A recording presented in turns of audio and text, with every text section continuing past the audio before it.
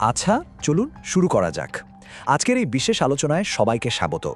আজ আমরা এমন একটা বই নিয়ে কথা বলতে যাচ্ছি যা আক্ষরিক অর্থেই পাঠককে সিটের প্রান্তে বসিয়ে রাখে। স্পাই থ্রিলার, চরম উৎকণ্ঠা আর ভূ রাজনৈতিক সমীকরণের এক দারুণ প্যাকেজ। অয়ন ইসলামের লেখা প্রথম বাংলা মৌলিক উপন্যাস অন্তর্ঘাত। আজকের এই সেশনটাকে আমরা সাধারণ কোনো আলোচনা না ভেবে একটা হাই স্টেক্স ইন্টেলিজেন্স ব্রিফিং হিসেবে ভাবতে পারি। তো চলুন সরাসরি মিশনে নেমে পড়া যাক। গল্পের মূল প্রিমিসটা একটু কল্পনা করা যাক। সময়টা ১৯৮৮ সাল। পৃথিবীর অন্যতম কড়া নিরাপত্তার চাদরে মোড়া একটা শহর, তেল আভিভ। শত্রুর জন্য জায়গাটা আক্ষরিক অর্থেই এক অভেদ্য দুর্গ। আর ঠিক সেখানেই, একেবারে সেই বাঘের গুহায় একটা বিশেষ মিশনে ঢুকে পড়ছেন বাংলাদেশ আর্মি ইন্টেলিজেন্সের এক কর্মকর্তা। এরপর কি হতে পারে, পদে পদে মৃত্যু ঝুঁকি নিয়ে কিভাবে তিনি তার টার্গেটে পৌঁছাবেন, এই একটা চিন্তাই কিন্তু পুরো উপন্যাসের থ্রিল একেবারে তুঙ্গে নিয়ে যায়। কোনো স্পয়লার দিচ্ছি না, তবে এটুকু নিশ্চিত করে বলা যায় গল্পের শুরু থেকেই এই প্লটটা পাঠককে পুরোপুরি আটকে ফেলবে। এই শ্বাসরুদ্ধকর কাহিনীর ব্যাকগ্রাউন্ডটা কিন্তু বেশ ইন্টারেস্টিং। লেখক খুব নিখুঁতভাবে একটা ঐতিহাসিক পটভূমি সেট করেছেন। ১৯৮৭ সাল, ফিলিস্তিনিদের অস্তিত্ব আর স্বাধীনতার দাবিতে শুরু হয়েছে ইন্তিফাদা আন্দোলন। ঠিক তার পরের বছর মানে ১৯৮৮ সালে গাজায় যখন আন্দোলনের নেতারা অবস্থান নিয়েছেন, ইসরায়েলও তখন তাদের শক্তিমত্তা দেখাচ্ছে। ঠিক সেই সময়টার কথাই বইটিতে বলা হয়েছে। এখানে সবচেয়ে বড় গেম চেঞ্জার হলো ভূ রাজনৈতিক সমীকরণ। ইসরায়েলের সাথে শান্তি চুক্তির কারণে মিশর চাইলেও সরাসরি সেখানে কোনো অভিযান চালাতে পারছে না। আর ঠিক এই সীমাবদ্ধতার সুযোগেই অত্যন্ত গোপনে ডাক পড়ে সে বাংলাদেশি অফিসারের। মানে বুঝতে পারছেন তো, ছকের পর ছক। তো যে কোনো মিশনের সবচেয়ে বড় দিক কি? অবশ্যই এর পেছনে মানুষগুলো। প্রথমেই আছেন মেজর রায়হান রশিদ, অসামান্য বুদ্ধিমান, ধীরস্থির, একেবারে পারফেক্ট একজন প্রফেশনাল, যিনি শত্রুর ডেরায় ঢুকে কাজ হাসিল করতে ওস্তাদ। তার সঙ্গী হিসেবে আছেন ডেডিকেটেড গুপ্তচর ফয়সাল। কিন্তু গল্পের সবচেয়ে বড় টুইস্ট বা রহস্যময় চরিত্রটি হলো ফারাও। এই ফারাও আসলে কে? সে কি মিত্র নাকি শত্রু? আড়ালে থেকে সেই বা কেন কলকাঠি নাড়ছে? এই প্রশ্নটা পুরোটা সময় ভাবিয়ে তোলে। আর আছেন সেই পাইলটদ্বয়, যারা প্রমাণ করেন যে কিছু মানুষের কাছে নিজের জীবনের চেয়েও অর্পিত দায়িত্ব অনেক বেশি বড়। কে যে কার সাথে বিশ্বাসঘাতকতা করবে সেটা আগে থেকে বোঝার কোনো উপায়ই নেই। মেজর রায়হানের মিশনটা বাইরে থেকে দেখতে খুব সিম্পল মনে হতে পারে, একজনকে শুধু উদ্ধার করে আনা, প্রাইমারি অবজেক্টিভ। কিন্তু আসল খেলাটা তো অন্য জায়গায়। এই মিশনের আড়ালে রয়েছে আরেকটা ভয়ঙ্কর গুপ্ত দায়িত্ব, আর সেটা হলো শত্রুর ভেতরে একটা মিথ্যে অভিযানের আতঙ্ক ছড়িয়ে দেওয়া, যাকে বলে ডিসইনফরমেশন। তেল আবিবের রাস্তায় হঠাৎ কিছু অদ্ভুত হুমকিস্বরূপ কাগজ ছড়িয়ে পড়ে, আর সাথে সাথেই ঘটে যায় একটা হত্যাকাণ্ড। মোসাদের মতো দুর্ধর্ষ সিক্রেট সার্ভিসও নড়ে চড়ে বসতে বাধ্য হয়। মানে এটা শুধু অস্ত্র দিয়ে লড়াই নয়, রীতিমতো শত্রুর মনস্তত্ত্ব নিয়ে খেলার এক মারাত্মক স্নায়ুযুদ্ধ। উপন্যাসের এই ভূ রাজনৈতিক পরিস্থিতিটা যেন আক্ষরিক অর্থেই একটা জটিল দাবার বোর্ড। লেখক এখানে খুব নিপুণভাবে বিভিন্ন পক্ষের অবস্থানটা তুলে ধরেছেন। একদিকে আছে ইসরায়েলের সিকিউরিটি আর মোসাদ, যারা অত্যন্ত সুরক্ষিত এবং শত্রুকে নিরলসভাবে ধাওয়া করে। অন্যদিকে আছে মিশরীয় ইন্টেলিজেন্স, ভূ রাজনৈতিক চুক্তির কারণে যাদের সরাসরি কাজ করার হাত পা একেবারে বাধা। আর এর ঠিক মাঝখানেই অবস্থান করছে ফিলিস্তিনি প্রতিরোধ আন্দোলন, যারা নিজেদের অস্তিত্ব টিকিয়ে রাখার জন্য লড়ে যাচ্ছে। লেখক এখানে নির্দিষ্ট কোনো পক্ষ না নিয়ে শুধুমাত্র এই ঐতিহাসিক আর রাজনৈতিক কাঠামোর ওপর ভিত্তি করে এক টানটান উত্তেজনার থ্রিলার বুনেছেন, যা সত্যি প্রশংসার যোগ্য। স্পাই থ্রিলারের দুনিয়ায় একটা কথা কিন্তু খুব শোনা যায়, তাই না?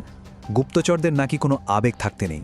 সিক্রেট সার্ভিসে কাজ করতে হলে নিজেকে এক কঠিন পাথরের আবরণে মুড়ে ফেলতে হয়। কিন্তু এই উপন্যাসের সবচেয়ে শক্তিশালী দিকটাই হলো গুপ্তচরদের ওই কঠিন খোলসের ভেতরে নরম মানুষটাকে তুলে ধরা। যখন বেঁচে ফেরার কোনো আশাই নেই, তখন কিভাবে একজন মানুষ নিজের সেই কঠিন আবরণ ভেঙে মানবিকতার জন্য ঝুঁকি গ্রহণ করে। আবেগ আর কর্তব্যের এই যে দ্বন্দ্ব আর ভারসাম্য, এটাই কিন্তু উপন্যাসটিকে এক অন্য মাত্রায় নিয়ে গেছে। বইটিতে এই আবেগগুলোর যে বাস্তব রূপ আমরা দেখি, তা এক কথায় দুর্দান্ত। শুধু মূল চরিত্রগুলোই নয়, পার্শ্ব চরিত্রগুলো এখানে দারুণ গুরুত্ব পেয়েছে। যেমন ধরুন, তপ্ত মরুভূমিতে রায়হানদের গাড়ি পার করে দেওয়ার জন্য সামনাসামনি দৌড়ানো সেই কিশোর, তার জন্য যে কোনো পাঠকের মনেই এক অন্যরকম মায়া তৈরি হবে। কিংবা ধরুন সেই তরুণীর কথা, যে নিজের কঠোর দায়িত্ব ভুলে কেবল ভালোবাসার টানে মানবিকতায় সাড়া দিয়েছে। আর আছেন সেই সহযোদ্ধারা, যারা নিশ্চিত মৃত্যুর মুখে দাঁড়িয়েও একে অপরকে ছেড়ে যাননি।